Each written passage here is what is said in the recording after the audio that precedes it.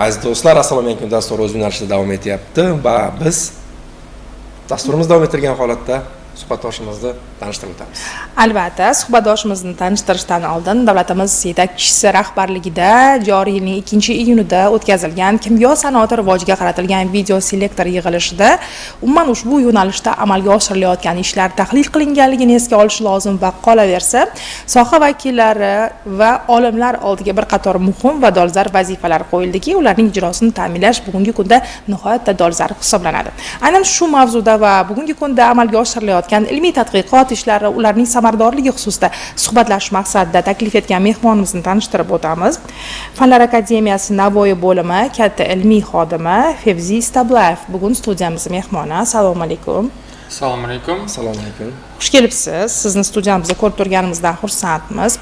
Va keling dastlab mana shu kimyo sanoati rivojiga qaratilgan video selektor yig'ilishida aynan olimlar, ularning ishlab chiqarish korxonalari, kimyo sanoati yo'nalishida faoliyat yuritayotgan quvvatlar bilan hamkorligini yo'lga qo'yish borasida amalga oshirilayotgan ishlar va bu borada O'zbekiston Fanlar akademiyasi va uning hududlaridagi bo'limlari tomonidan qanday ishlarni bajarish belgilab olinganligi xususida suhbatlashsak.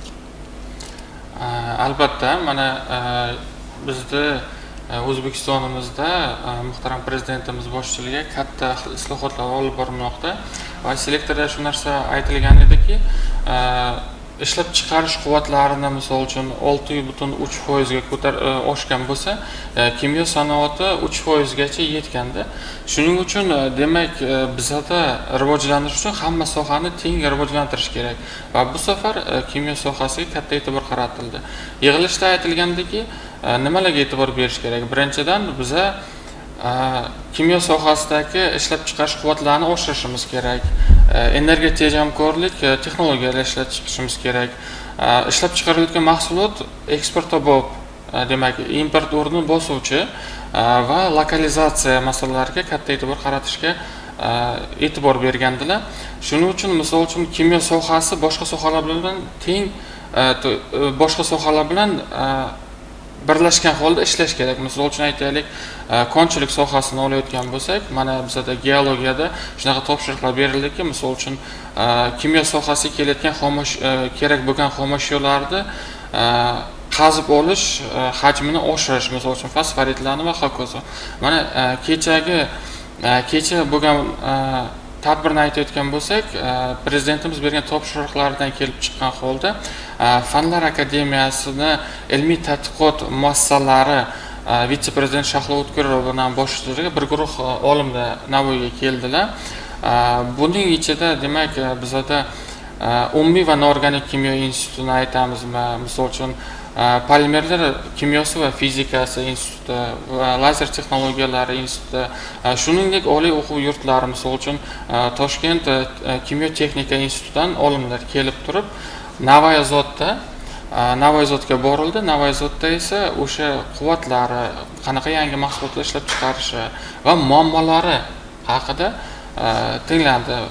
Bu suhbat ikki tomonlama bo'ldi.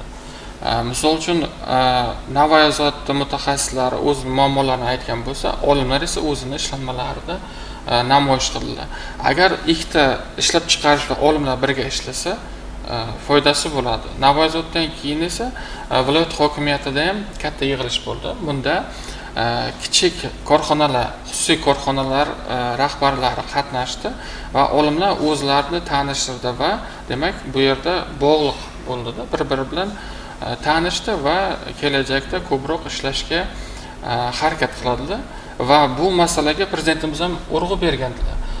Misol uchun faqat yirik korxonalar emas, xususiy sektordagi kichik korxonalar bilan ishlash kerak. Ularni eshitish kerak. Shu maqsad shunaqa.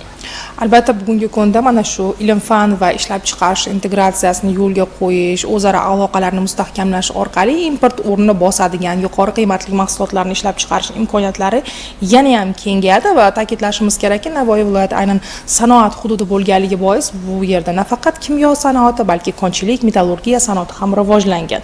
Va bu esa o'z navbatida mana shu Fanlar akademiyasi Navoiy bo'limi olimlarining bevosita sanoat korxonalari bilan yaqin hamkorlikda ishlashi va o'sha ilm-fan yutuqlarini ishlab chiqarish jarayoniga tatbiq etishlarini ham taqozo etadi-da. Bu yo'nalishda qanday ishlar amalga oshirilyapti? Qolaversa, bugun o'zingiz qaysi yo'nalishda o'sha izlanishlar amalga oshiryapsiz? Fanlar akademiyasi Navoiy bo'limi bevosita prezidentimizning tashabbusi bilan 2017-yilda faoliyatini boshlagan va bugungi kunda bizada 19 ta yo'nalishda ish olib borilmoqda. Bizada demak ilmiy xodimlardan tashqari doktorantura yo'nalishi ham bor. Doktorantura, ya'ni PhD yo'nalishi, DSK yo'nalishidagi doktorantlarimiz bor va bular demak bevosita o'zlarini ishlanmalarini ishlab chiqarish korxonalarida joriy etish bilan shug'ullanadi.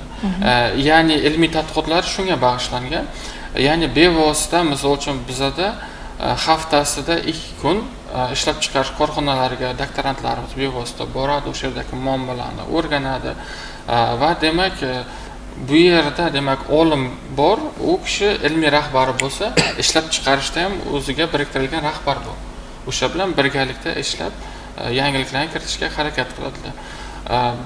O'zimni yo'nalishimni olayotgan bo'lsak, meni yo'nalishim demak transport mashinalariga bog'liq.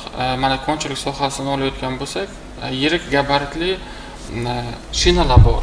Mana bu avtosamosollarda va bu shinalarda demak ishlayotgan payti endi ilmiy jihatdan qarayotgan bo'lsak, rezina bor. Rezina asosiy komponent bo'layotgan bo'lsa, qisilib, siqilgan payti rezina o'zidan issiqlik chiqaradi.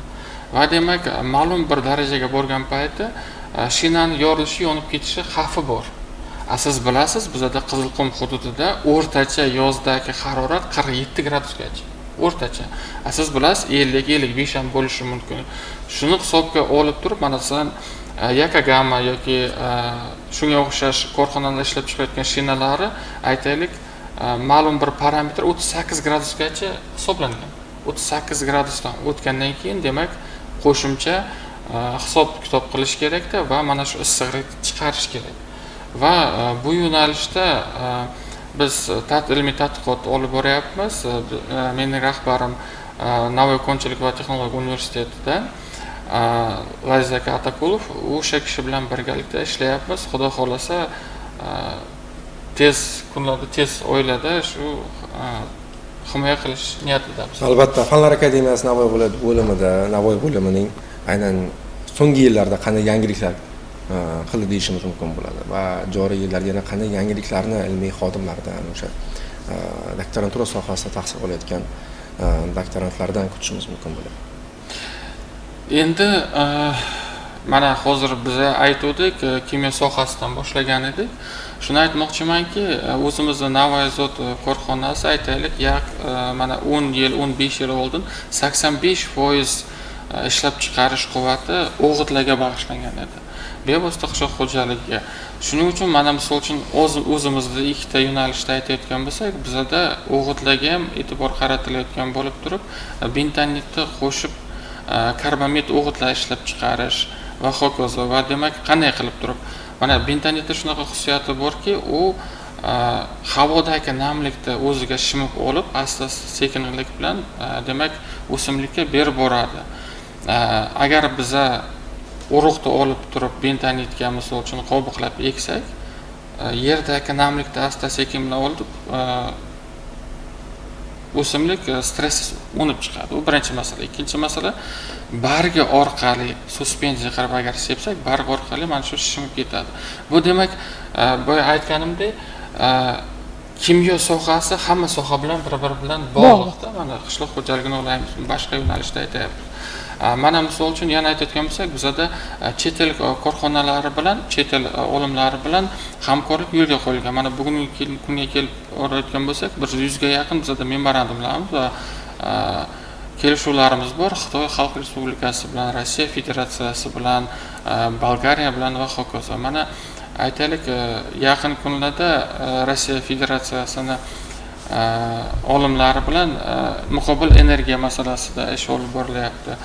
Xitoylik olimlar bilan geologiya sohasida aytaylik, foydali qazilmalarni qayta ishlash va boyitish yo'nalishida ishlar olib borilyapti va shu yo'nalishlarda yanada jadallashtirish hamkorlikni kengaytirish yo'lida ish olib boryapmiz. Albatta, bu yo'nalishlarda ilmiy izlanish qilishda, bu yangiliklarni tatbiq etishda, izlanishlarni olib borishda axborot texnologiyalaridan qanday foydalanilyapti? Raqamlashtirish bo'yicha so'nggi texnologiyalardan. Raqamli texnologiyalarda oxirgi yillarda mana prezidentimiz ham aytganda sun'iy intellekt bilan ham foydalanish kerak. Endi bitta narsani tushunish kerakki, sun'iy intellekt sizga bu vosita, yordamchi vositasi. U sizga misol uchun qanaqadir maslahat, nimadir qilib berishi mumkin, lekin baribir ham olim sifatida bu yangilik qilib bermaydi. Yangilik qilib bermaydi. Shuning uchun lekin vosita sifatida juda ham keng qo'llash kerak. Chunki yordam beradi. Analiz qilishga misol uchun katta ob'yom dandalar tezroq tekshirib berishi mumkin. Shunaqa. Shuning uchun bu narsalar kiritiladi. Mana kecha Navoiyga borganimizda biz ko'rdikki, butun viloyat, shahar bo'yicha datchiklar qo'yilgan. Mana bu har xil gazlarni misol uchun tahlil qilish uchun qo'yib chiqilgan yoki misol uchun sifrovizatsiya, ya'ni hamma joylarga misol uchun kameralar qo'yilib turib, jarayon avtomatlashtirilyapti-da va misol uchun oldin biz kinolarni ko'rardik, katta monitorda hamma narsa ko'rinib turibdi, bitta operator hamma narsani boshqaryapti. Biz o'sha yo'nalishga ketyapmiz va bu juda ham kerakli soha va axborot texnologiyalarisiz rivojlanib bo'lmaydi. Shuning uchun bu narsalarga ham katta e'tibor berish kerak. Albatta, ilm yo'lini tanlash nina bilan quduq qazishda gap deyishadi. Ilm sohasida ilmiy tadqiqotlarda natijalar bir kun yoki 2 kunda namoyon bo'lmaydi. Yillar davomida bitta mavzusida bir yo'nalishda ishlashga to'g'ri keladi. Bu esa olimlardan katta kuch-quvvat, izlanish va sabr-toqatni ham talab etadi va o'ylaymizki, Fanlar akademiyasi Navoiy bo'limi xodimlarining mana shu ilmiy tadqiqot ishlari o'zining ijobiy samarasini beraveradi va bu nafaqat nazariy jihatdan, balki o'sha sanoat korxonalariga ham amalda tatbiq etiladi. Azizlar, siz Assalom yangi kun dasturini tomosha qilyapsiz. Suhbatdoshimizga minnatdorlik izhor etgan holda sanoqli daqiqalardan so'ng Diyor 24 informatsion dasturini e'tiboringizga havola etamiz va navbatdagi soatlarda albatta sizlar bilan yana ko'rishamiz. Rahmat.